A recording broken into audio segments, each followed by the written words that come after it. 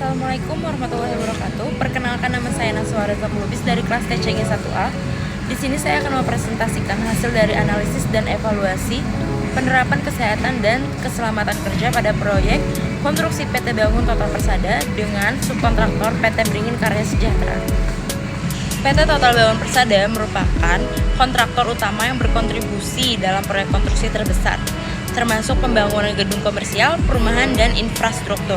Sebagai kontraktor utama, PT Total Bangun Persada Tbk bertanggung jawab atas perencanaan, pelaksanaan, dan pengawasan proyek secara keseluruhan. Sedangkan PT Beringin Karya Sejahtera yaitu subkontraktor yang bekerja sama dengan PT Total Bangun Persada untuk membuat proyek konstruksi tertentu. Sebagai subkontraktor, PT Beringin Karya Sejahtera memiliki peran penting dalam menyelesaikan tugas-tugas spesifik, seperti pekerjaan struktur atau mekanikal. Kontraktor sendiri merupakan perusahaan atau individu yang mengelola proyek konstruksi secara keseluruhan berdasarkan kontrak dengan pemilik proyeknya, yaitu kliennya. Sedangkan subkontraktor merupakan perusahaan atau individu yang dipekerjakan oleh kontraktor utama untuk menangani bagian tertentu dari proyek dan memiliki keahlian khusus. Bagian ini, kontraktor dan subkontraktor itu memiliki peran, hubungan kerja, dan tanggung jawabnya masing-masing. Kontraktor itu memiliki peran pengelola proyek secara keseluruhan, sedangkan subkontraktor menangani bagian tertentu dari proyek. Lalu, untuk kontraktor memiliki hubungan kerja langsung dengan kliennya, sedangkan subkontraktor itu berhubungan dengan kontraktor utamanya saja. Dan yang terakhir, tanggung jawabnya kontraktor itu untuk keseluruhan proyek, sedangkan subkontraktor yaitu pekerjaan spesifik sesuai kontrak saja. Selanjutnya, industri konstruksi itu memiliki potensi bahaya yang tinggi, yaitu pekerjaan di ketinggian, alat berat, bahkan bahan kimia. Lalu, penerapan ketiga itu bertujuan untuk mencegah kecelakaan dan menciptakan lingkungan kerja yang aman. PT Total Bangun Persada Tbk sebagai subkontraktor utama, sedangkan PT Beringin Karya Sejahtera sebagai subkontraktor dengan fokus pekerjaan struktural dan mekanikal saja. Metode penelitian yang saya lakukan yaitu observasi langsung ke proyek, wawancara dengan pekerja dan pengawas proyek, analisis dokumen terkait ketiga yaitu ada SOP, laporan, dan audit keselamatan. Yang terakhir yaitu matrik resiko untuk menilai bahaya berdasarkan kemungkinan dan dampaknya. Identifikasi yang pertama yaitu tangga scaffolding tanpa railing.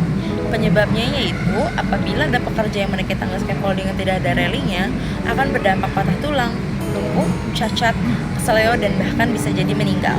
Ini berlokasi di lantai 1 data center. Identifikasi bahaya yang kedua yaitu tidak banyak simbol K3 untuk memperingatkan. Penyebabnya yaitu simbol-simbol K3-nya masih kurang banyak, akan berdampak kurangnya kesadaran pekerja terhadap bahaya di lokasi sehingga meningkatkan kemungkinan kecelakaan. Lokasinya di beberapa lokasi konstruksi, pekerjaan, atau bangunan. Identifikasi bahaya yang ketiga yaitu tanah yang licin akibat terkena air hujan. Wilayah proyek dengan tanah yang basah tidak ada peringatan bahaya, akan berdampak pekerja dapat terpeleset atau terjatuh, dan resiko korsleting listrik jika ada alat listrik. Lokasinya itu di galian untuk akses jalan. Identifikasi bahaya selanjutnya itu beberapa alat atau barang material yang masih berada di tengah jalan, menyebabkan tidak ada penanda, akan berdampak hambatan pada jalur evakuasi, resiko tersandung, dan kecelakaan kerja. Lokasinya itu ada di beberapa lokasi konstruksi atau pekerjaan bangunan. Identifikasi bahaya yang selanjutnya yaitu pekerja yang tidak memakai helm safety, akan berdampak cedera kepala akibat benda jatuh atau benturan. Lokasinya itu daerah bangunan office. Identifikasi bahaya selanjutnya yaitu pekerja yang tidak menggunakan APD lengkap saat mengelas. Ia tidak menggunakan sarung tangan yang anti panas, bahkan tidak menggunakan sarung tangan. Ini berpotensi melepuh karena terkena percikan. Lokasinya yaitu lantai atas data center. Identifikasi bahaya berikutnya yaitu pekerja yang sedang bekerja di ketinggian. Di sini saya tidak ada foto aslinya, jadi saya mengambil foto dari Google. Di konstruksi ini itu pekerja di ketinggian tidak ada fall protection-nya, bisa berdampak terpleset lalu terjatuh dari ketinggian, berpotensi cedera serius atau fatal. Lokasinya itu lantai atap data center. Selanjutnya, evaluasi resiko dengan risk metric merupakan cara untuk menilai dan mengelola resiko dalam pekerjaan atau aktivitas. Metode ini menggabungkan dua hal utama yaitu likelihood atau kemungkinan dan severity atau keparahan. Tindak lanjut berdasarkan kategori A yaitu kritis, segera hentikan aktivitas dan terapkan tindakan pengendalian sebelum pekerjaan dilanjutkan. Tindak lanjut berdasarkan kategori B tinggi, Lakukan tindakan pengendalian secepat mungkin untuk mengurangi risiko. Tindak lanjut berdasarkan kategori C, sedang, pantau secara ketat dan implementasikan perbaikan dalam waktu dekat. Evaluasi risiko pada kejadian yang pertama, yaitu tangga scaffolding tanpa railing. Saya menyarankan perbaikan untuk memasang railing pada posisi scaffolding yang terbuka. Lalu, wajibkan penggunaan APD seperti full body harness dengan lanyard terpasang pada anchor point. Lalu, inspeksi scaffolding secara rutin untuk memastikan kestabilan dan kelayakan struktur. Likelihood-nya 4, severity-nya 5, nilai risikonya 20, kategori risikonya itu kritis. Selanjutnya, evaluasi risiko pada kejadian yang kedua, yaitu simbol-simbol soal K3 yang masih kurang banyak. Saya menyarankan untuk pasang simbol dan tanda peringatan K3 di lokasi strategis. Lalu, gunakan simbol-simbol sesuai standar internasional untuk konsistensi. Likelihood-nya 3, severity-nya 3, nilai risikonya 9, kategori risiko sedang. Selanjutnya, evaluasi risiko untuk wilayah proyek dengan tanah basah akibat terkena air hujan. Saya menyarankan perbaikan untuk pastikan air hujan dapat mengalir dengan baik dan tidak menggenang di area kerja. Kemudian, sebarkan pasir atau karung anti-slip pada jalur basah. Lalu, hindari penggunaan alat listrik di area basah kecuali ada perlindungan alat tersebut. Kemudian, pasang tanda peringatan di area berisiko licin. Likelihood-nya 4, severity-nya 4, nilai risikonya 16, kategori risiko tinggi.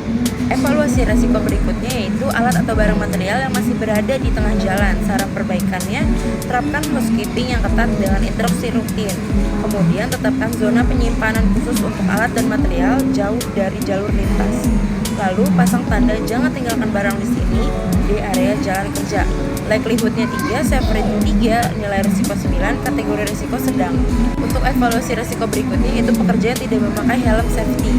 Saran perbaikan dari saya yaitu wajibkan semua pekerja memakai helm safety sesuai standar.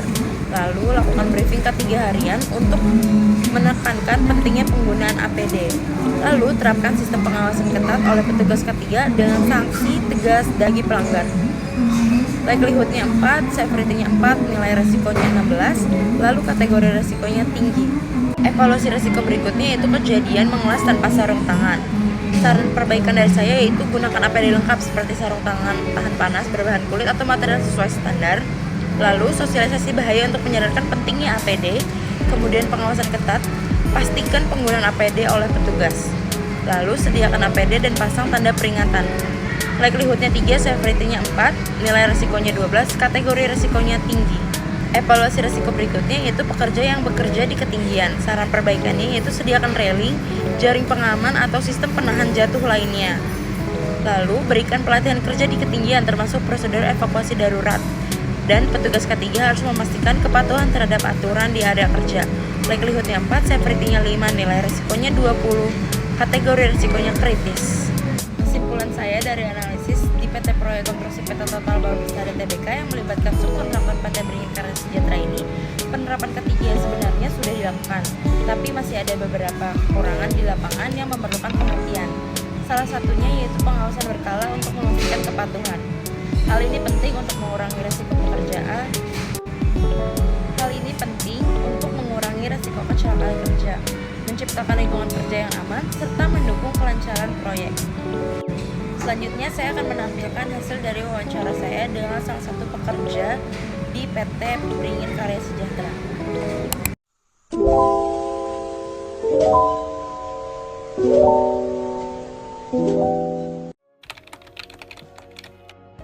Prosedur K3 yang berlaku di konstruksi pertama, sebelum orang masuk bekerja harus ditindakkan dulu.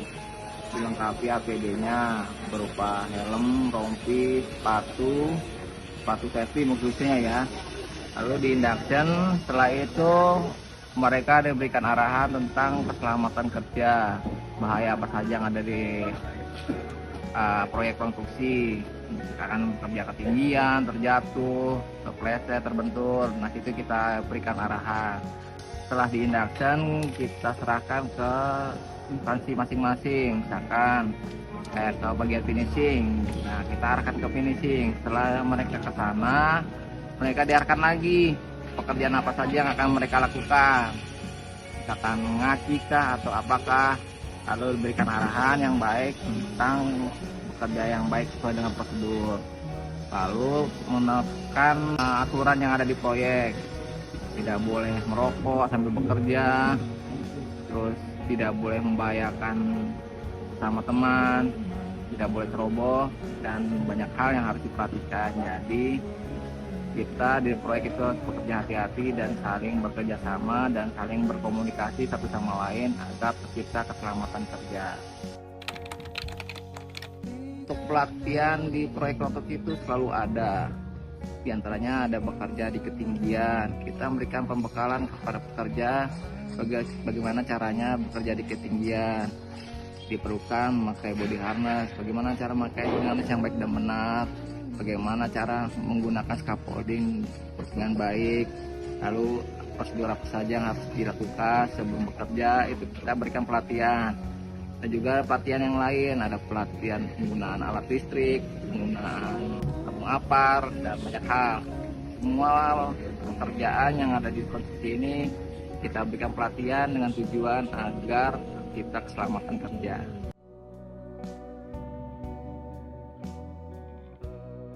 Sekian presentasi dari saya, kurang lebihnya mohon maaf. Wassalamualaikum warahmatullahi wabarakatuh.